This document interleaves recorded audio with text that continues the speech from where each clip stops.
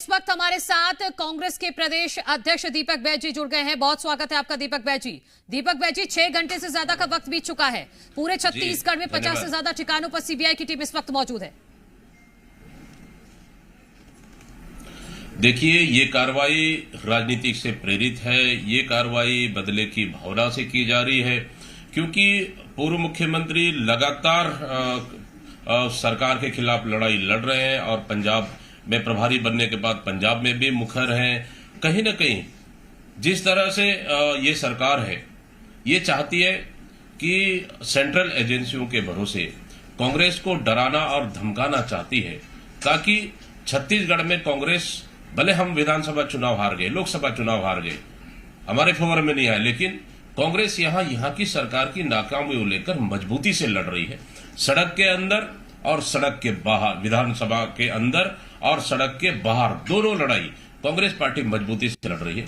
इसी का नतीजा है, कहीं न कहीं 15 दिन पहले पूर्व मुख्यमंत्री के यहाँ ईडी का रेड होता है, उसके बाद सीबीआई का एंट्री हो जाता है। मैं पूछता हूं इस सरकार से कि अगली बार किसका एंट्री है? क्या यूडब्ल्यू का होगा, कि आईटी का होगा, सेंट्रल में और कोई एजेंसी है क्या, एनआई का होगा क्या?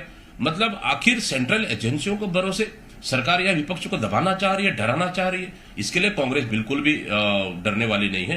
पूरी तरह से कांग्रेस पार्टी, हमारे तमाम नेता, चाहे भूपेश बघेल जी हो, देवेंद्र यादव जी को, उनके साथ मजबूती के साथ हमारी कांग्रेस पार्टी। लेकिन दीपक बैज जी, बीजेपी की तरफ से कहा जा रहा है कि कुछ ऐसे मामले थे जिनकी विपक्ष की तरफ से ही मांग की गई थी कि इन मामलों में सीबीआई जांच होनी चाहिए। अब सीबीआई की जांच हो रही है, तो ये मामला केंद्र का है, इसमें सरकार का, राज्य सरकार का क्या लेना देना?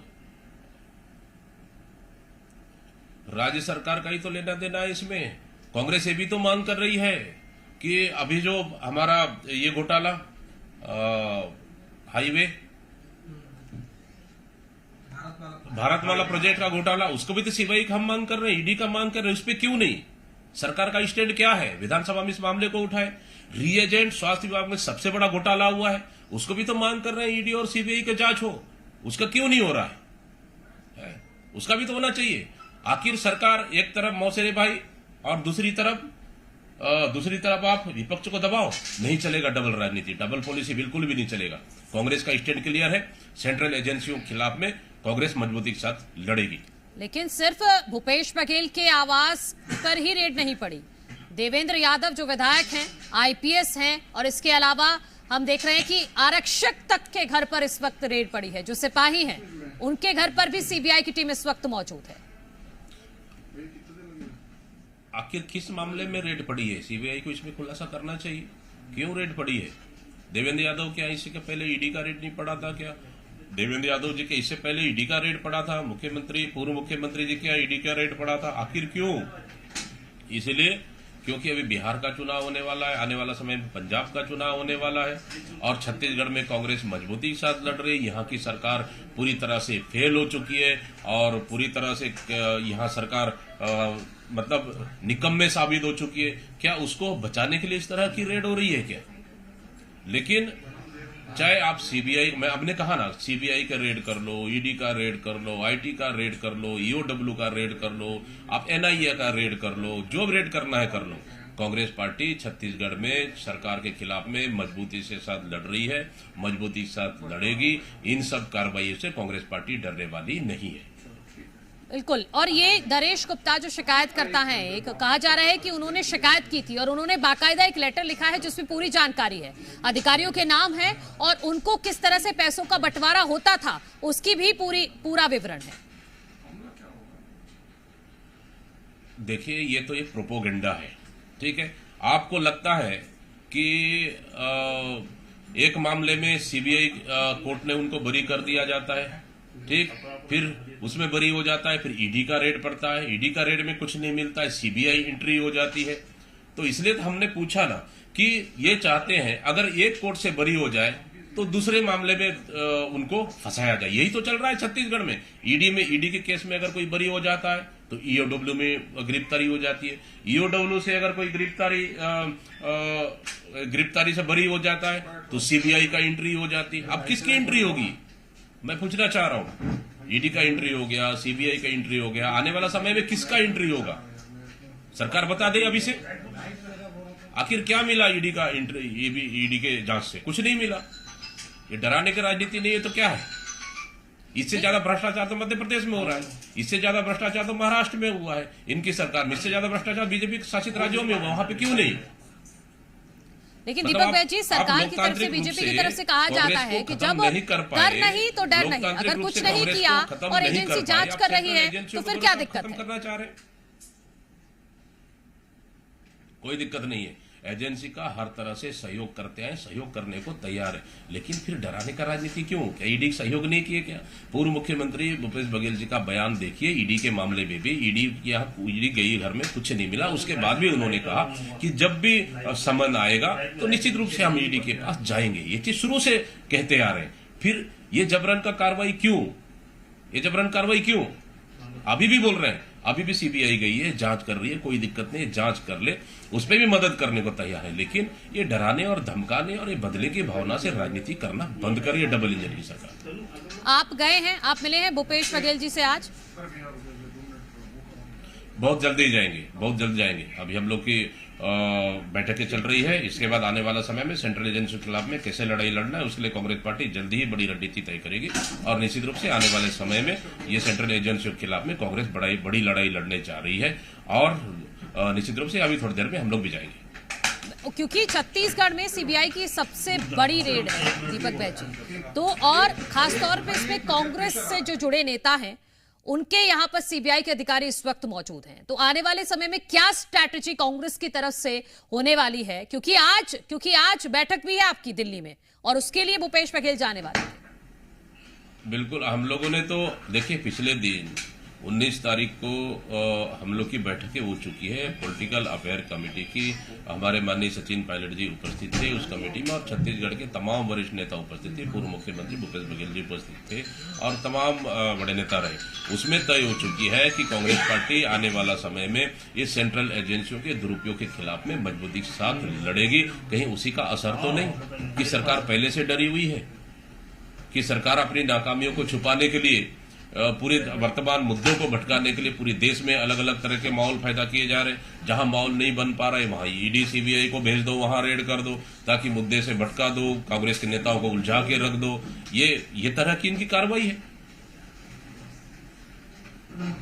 दीपक भाई जी, दीपक भाई जी, आने वाले समय में, क्योंकि आप कह रहे हैं कि पहले ईडी को भेजा, कुछ नहीं मिला, अब सीबीआई 6 घंटे से लगातार वहां पर रेड कर रही है, तो आपको कुछ सोर्सेस के मुताबिक कोई इनपुट मिला है कि आखिर सीबीआई ढूंढ क्या रही है? क्योंकि भूपेश बघेल का जो रायपुर में आवास है उसमें ऊपर छत पर भी जाकर छानबीन की गई है। रेड किस इशू पे कर रही है, किस इशू पे कर रही है, यही तो सवाल है ना। ये तो रेड आपको पता है ना हमको पता है कि सीबीआई का रेड किस इशू पे हुआ है, आखिर क्या मिला उनको, तो वो तो आने के बाद आपको बताएंगे। पता नहीं इनकी कार्रवाई अब 2 घंटे चलेगी, 4 घंटे चलेगी, शाम तक चलेगी या 2 दिन तक चलेगी, अब वो भी बताएंगे उसमें क्या मिला है।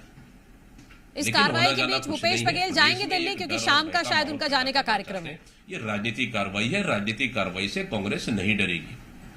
तो फिर आप, क्योंकि आप कहते हैं कि आप कांग्रेस पार्टी नहीं डरने वाली, फिर आप दूसरी तरफ कांग्रेस पार्टी की तरफ से यह भी आरोप लगाया जाता है कि बीजेपी डराने की कोशिश कर रही है।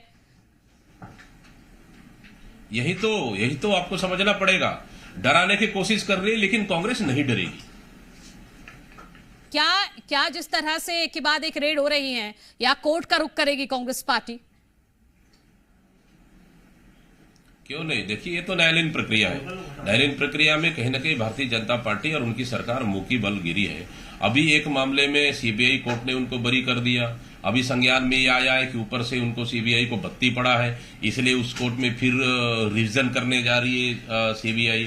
तो एक सीबीआई कोर्ट में बरी हुआ, एक मामले में बरी हुई, उसके बाद ईडी का रेड हो जाता है, ईडी के रेड में कुछ नहीं मिला, और उसके बाद अब सीबीआई का एंट्री हो जाती है। पर पता नहीं अब ईडब्ल्यू का एंट्री होगा या आईटी का एंट्री होगा या फिर एनआईए का एंट्री होगा, पता नहीं अब कौन कौन सी एजेंसियों का एंट्री होगा। दीपक बैज जी, कि ये भी कहा जा रहा है कि इसे राजनीति से जोड़ना ही गलत है। सीबीआई अपनी एक निष्पक्ष केंद्रीय एजेंसी है, एक मामला है, एक घोटाले की शिकायत हुई, उनको जांच दी गई, वो अपनी जांच को आगे बढ़ा रहे हैं, तो फिर इसको पॉलिटिक्स से जोड़ने का मतलब क्या है? कोई चुनाव भी नहीं है प्रदेश में जिसका फायदा हो जाएगा। किस घोटाले की जांच हो रही है, पहले ये तो आप क्लियर कर बता दें। किस घोटाले से जुड़ी हुई सीबीआई रेड कर रही है, तो पहले क्लियर बता दें आप। अभी जो जानकारी है उसके मुताबिक तो ये महादेव सट्टा ऐप मामले से जुड़ा मामला है और इसी वजह से जो उसमें आईपीएस थे या जो भी अधिकारी थे, जो भी आरक्षक थे, सबके घर पे एक साथ रेड पड़ी। आपके पास अगर इनपुट, आपके पास अगर इनपुट है कि महादेव सट्टा ऐप के इशू को लेकर अगर सीबीआई रेड करने गई है, तो अभी तक महादेव सट्टा ऐप बंद क्यों नहीं हुआ? सबसे बड़ा हमारा सवाल, बंद क्यों नहीं हुआ अभी तक?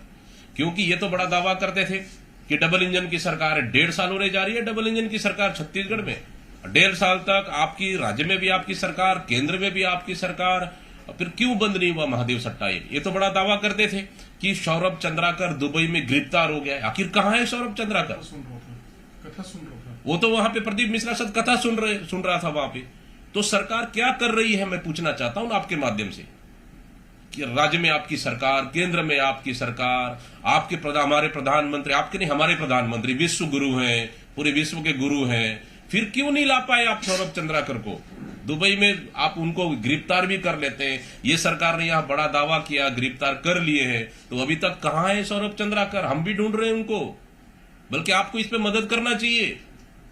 क्यों अभी तक अरेस्ट नहीं हुए? बल्कि वो तो कथा सुन रहे हैं प्रदीप मिश्रा के दुबई में। फिर आखिर क्यों महादेव सट्टा ऐप बंद नहीं हुआ? क्या महादेव सट्टा ऐप का पैसा भारतीय जनता पार्टी को, सरकार को जा रहा है क्या? यहां छत्तीसगढ़ की सरकार को जा रही है क्या? दिल्ली को, केंद्र को जा रही है क्या? क्यों बंद नहीं हुआ, हमारा सवाल है। आप तो सवाल बड़ा खड़े किए विधानसभा चुनाव में, महादेव सट्टा ऐप, महादेव सट्टा ऐप, महादेव सट्टा ऐप। आखिर क्यों बंद नहीं हुआ? हम सवाल कर रहे हैं आपसे, क्यों बंद नहीं हुआ? इस सरकार से सवाल कर रहे हैं। ठीक है दीपक, मतलब बहुत बहुत शुक्रिया। जी मध्य प्रदेश, ठीक है, अपनी बात पूरी कर लीजिए। पार्टी सरकार को इसका मतलब भारतीय जनता पार्टी के राज्य की सरकार के पास महादेव सट्टा ऐप का पैसा जा रहा है और केंद्र सरकार के भारतीय जनता पार्टी के नेताओं के पास महादेव सट्टा ऐप का पैसा जा रहा है, इसलिए तो बंद नहीं हुआ। क्यों बंद नहीं हुआ, सबसे बड़ा सवाल है ना। ठीक है दीपक भाई जी, बहुत शुक्रिया। जी मध्य प्रदेश छत्तीसगढ़ से एक्सक्लूसिव बातचीत करने के लिए छत्तीसगढ़ के प्रदेश अध्यक्ष दीपक बैज जी से जी मध्य प्रदेश छत्तीसगढ़ ने खास बातचीत की है, जिसमें उन्होंने तमाम सवाल सरकार से किए हैं।